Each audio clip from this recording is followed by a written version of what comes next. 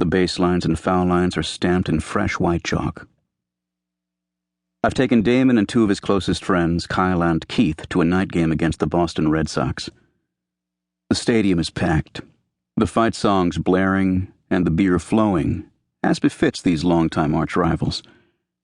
But the three teens don't really care. They enjoy the aesthetics and ambiance of the game as much as the competition. Check out the body paint dudes. Keith points at the bleachers where 7 rowdy males spell "Go Yanks" in bold lettering across bare torsos. I think they're drunk. Kyle wrinkles her nose at the beefy, soft-bellied roisterers. Man with crazy chef's hat, 6 o'clock. Damon gestures 3 rows ahead, where a fan sits in a billowing, brimless white hat.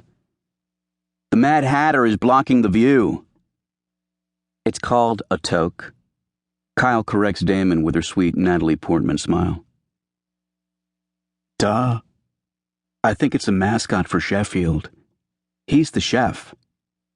Keith interjects, correcting Kyle. Really? Whatever. Kyle giggles as she takes in the information. Hey, Dad, can we get Cracker Jacks?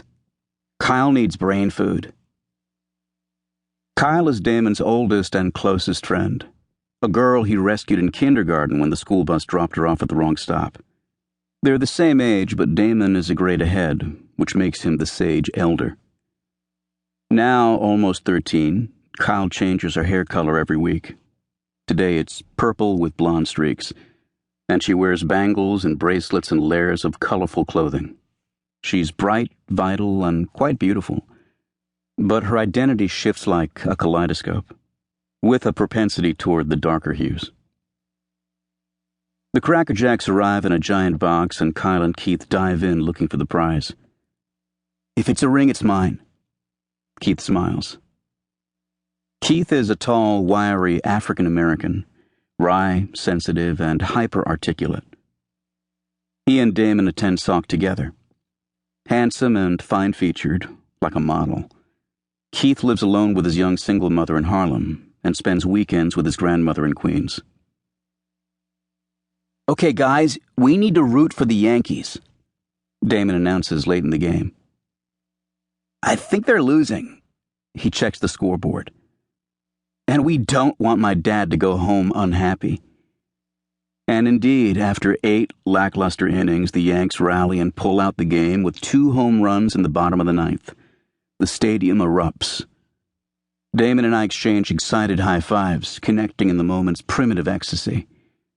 Although not a committed fan, Damon appreciates raw emotion and the thrill of the come from behind. And he's impressed by my militant cheerleading for someone other than him. As he embraces Kyle in the pandemonium, I note he looks a little hamstrung, as if nursing an injury. I wonder if it's the after effects of his fight. 5 weeks earlier, Damon came home from school with deep cuts and a grapefruit-sized swelling across his forehead.